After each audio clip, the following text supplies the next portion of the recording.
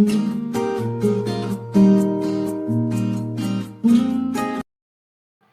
friends, welcome to our channel Thirumathi Dhanakumar.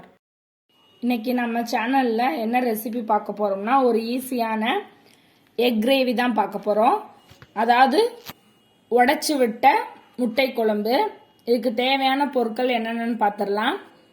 அதுக்கு முன்னாடி நம்ம சேனலை ஃபர்ஸ்ட் டைமா பார்க்குறீங்கன்னா மறக்காம சப்ஸ்கிரைப் பண்ணிருங்க. பக்கத்தில் இருக்க பெல் ஐக்கானை கிளிக் பண்ணி ஆல் ஆப்ஷனை செலக்ட் பண்ணிக்கோங்க. அப்பதான் நான் போடுற வீடியோ உங்களுக்கு உடனுக்குடனே நோட்டிஃபிகேஷன்ல வரும். இப்போ உடைச்சு விட்ட முட்டை குழம்புக்கு தேவையான பொருட்கள் என்னென்னு பார்த்துடலாம்.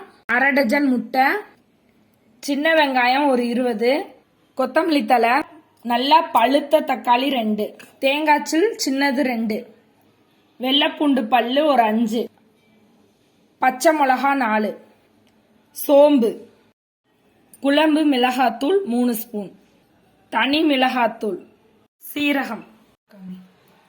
இப்போ முட்டை குழம்புக்கு மசால் வதக்கிக்கலாம். ஒரு 1/2 ஸ்பூன் சீரகம், 1 ஸ்பூன் சோம்பு, சின்ன வெங்காயம். இப்போ வெங்காயம் வதங்கிடுச்சு, வெள்ளைப்பூண்டு போட்டுடலாம். இப்போ வெள்ளைப்பூண்டு போட்டாச்சு. அடுத்து பச்சை மிளகா போட்டுடலாம். இப்போ நல்லா வதங்கிடுச்சு. அடுத்து நறுக்கி வச்சுருக்க தக்காளியை போட்டுடலாம். கொத்தமல்லி தழை போட்டுக்கலாம்.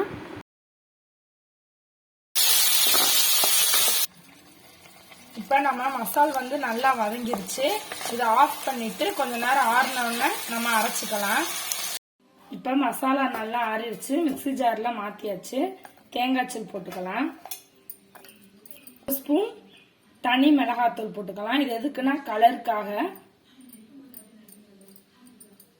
நல்லா கிரேவிக்கு கலர் கொடுக்கும். மிளகாத்தூள் டேஸ்டும் நல்லா இருக்கும். இப்போ இதை அரைச்சிட்டு வந்துடலாம். இப்ப மசாலா நல்லா அரைச்சிட்டு வந்தாச்சு. மசால் வதக்குனா அதே எண்ணெயில கடுகு உளுந்தம்பருப்பு போட்டுக்கலாம். இப்ப கடுகு நல்லா வெடிச்சிருச்சு. சின்ன வெங்காயம் போட்டுக்கலாம். கருவேப்பிலை. இப்ப அரைச்சு வச்சிருக்க மசாலாவை ஊத்திக்கலாம். நல்லா கிளறி விட்டுக்கலாம். கொஞ்சம் மசாலாவுக்கு தண்ணி ஊத்திக்கலாம்.